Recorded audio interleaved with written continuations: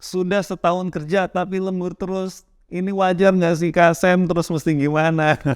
Oke, tonton sampai habis. Ini pendapat gue.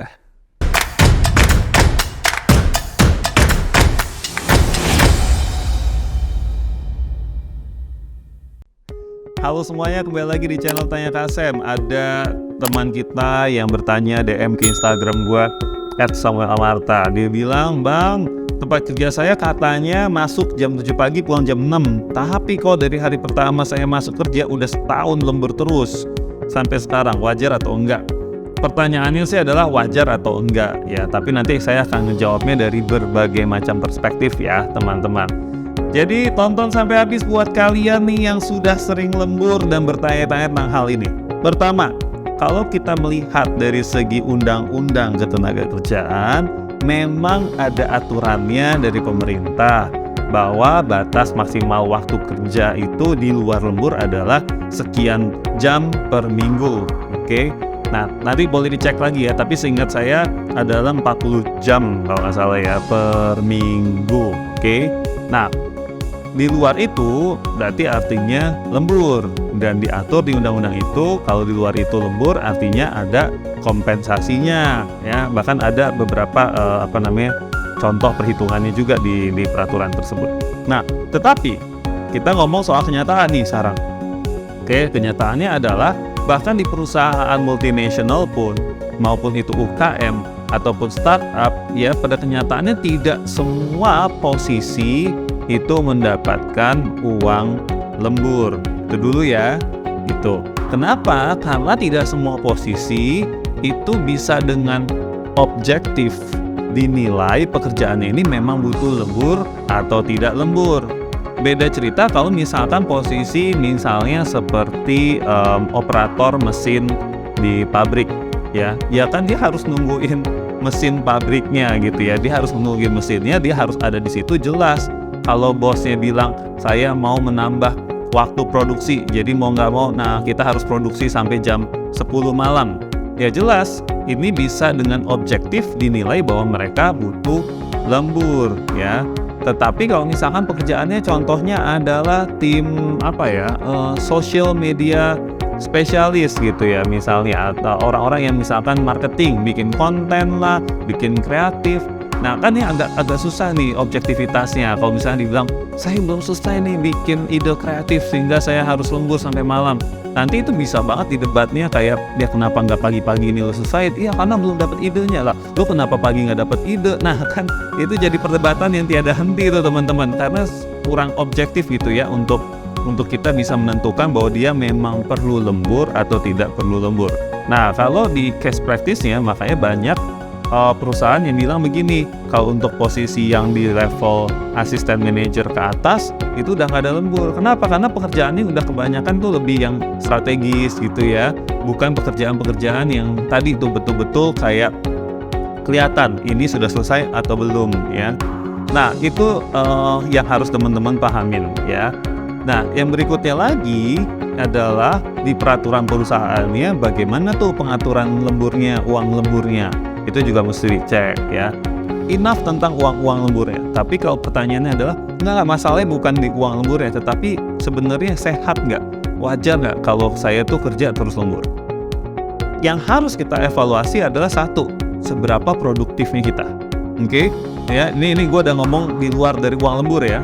Tapi soal diri kita sendiri nih. Kalau saya kerja di tempat yang saya membuat saya lembur terus, pertanyaan yang harus kita tanyakan adalah ke diri kita sendiri dulu. Oke, guanya sendiri udah produktif loh. Karena saya pernah teman-teman kerja di satu marketing agency, kerjaannya tuh lembur terus. Artinya lembur itu adalah saya pulang dari kantor itu di atas jam 10 malam terus. Kenapa? Setelah saya evaluasi, karena di pagi harinya itu saya nggak ngapa-ngapain. Siangnya saya akhirnya baru bekerja, membuat proposal activation marketing dan segala macam. Lalu saya nunggu sampai malam, sampai sore, bos saya balik dari meeting sama klien. Lalu habis itu saya baru present hasil kerjaan saya ke bos saya jam 6, jam 7. Setelah itu bos saya baru mulai kasih saya brief untuk pekerjaan di besok hari. Ya, Nah, abis itu saya kan udah jam 10 malam baru pulang kan, ya udah besoknya saya nyampe kantor jam 11 siang dan sebagainya. Karena toh saya udah mengganti itu. Nah, apakah itu disebut lembur? Kan jadinya kurang objektif gitu ya. Berarti kan bisa aja saya berpikir, oh berarti ini sayanya mungkin yang kurang produktif atau sistem kerja kita yang kurang produktif. Nah itu ya, setelah mengevaluasi diri kita sendiri, tapi evaluasi juga sistem kerja kita. Kenapa saya harus menunggu atasan saya untuk pulang dari klien-klien dan sebagainya gitu, sehingga saya harus kerja pulang jam 10 malam atau bahkan lebih setiap harinya. Ya jadi bisa aja itu masalahnya ada di produktivitas kita, lalu ada masalahnya juga di sistem kerja kita yang akhirnya membuat kita jadi lembur ya. Contoh lagi, waktu saya jadi recruiter, itu saya lembur hampir setiap hari gara-gara sistem atau infrastruktur di kantornya belum memadai pada saat itu. Bayangin saya dari pagi 9 sampai jam 5 kerjaan itu interview orang, lalu bantuin menghitung-hitung nilai psikotes, lalu screening kandidat gitu ya, nyari-nyari kandidat. Nah, jam 6 sore sampai selesainya bisa sampai jam 1 pagi. Ngapain tuh nggak? Nginput data karyawan yang saya rekrut. Kerjaan administrasi. Kenapa? Karena waktu itu belum ada tuh sistem yang canggih. Ya, ini zaman tahun 2010 teman-teman gitu, belum ada sistem yang canggih sehingga membuat saya harus lembur setiap hari. Tetapi saat itu pun saya juga udah nggak dibayar lembur gitu. Ya. Karena ya satu dan lain hal ya, si perusahaan sudah merasa saya sudah dibayar cukup tinggi untuk posisi saya dan sebagainya, jadi udah nggak ada lembur-lemburan. Nah, kalau kita menghadapi situasi yang seperti itu, apa yang harus kita lakukan? Satu, kita harus cari tahu bagaimana cara membuat diri saya lebih produktif ya. Yang kedua, usulkan kepada manajemen, kepada atasan kalian gimana sistem kerja yang lebih baik agar kita tidak lembur, atau butuh infrastruktur apa nih, butuh sistem apa supaya mengurangi lembur-lemburnya kita gitu ya. Nah yang ketiga adalah bisa jadi karena memang workload-nya yang sudah tidak masuk akal. Nah untuk yang ketiga ini kamu harus membuat report data ya.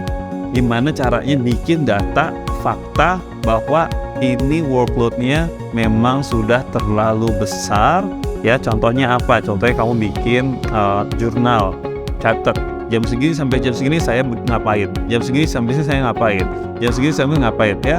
Kamu bikin aja sampel kurang lebih sebulan ya, and then kamu kasih tahu atasan kamu minta atasan kamu untuk cross check, make sense nggak kalau saya ngerjain ini semua gitu. Inilah yang menyebabkan saya lembur. Jangan cuma ngomong doang, tetapi di report, dicatat gitu ya, supaya kelihatan ini workload-nya kayak gimana yang udah kamu sekarang sedang handle. Oke? Nah, semoga itu membantu buat kalian tim lembur. Ya, saya ulangin, kesimpulannya adalah 1. Lembur. Kalau berkaitan dengan uang lembur, itu ada kebijakan ada peraturan dari pemerintah, tetapi pada kenyataannya ya banyak sekali perusahaan-perusahaan yang mempunyai kebijakan tentang uang lembur itu sendiri. Jadi cari tahu kebijakannya sebelum kalian memutuskan untuk masuk ke sebuah perusahaan. Oke? Yang kedua adalah lembur itu bisa saja karena kita yang tidak produktif, sistem kerja yang belum efektif, atau memang workload-nya yang sudah terlalu besar. Itu aja teman-teman, semoga membantu. Kalau ini membantu boleh loh komen ya, bilang apa kek, send apa kek gitu ya. Atau kalian boleh share ya supaya teman-teman kalian yang suka lembur ini bisa tetap semangat dan bisa tahu gimana cara menghadapinya. Oke, sekali lagi jangan lupa subscribe dan nyalain notifikasi di Tanya Kasem. Bye bye.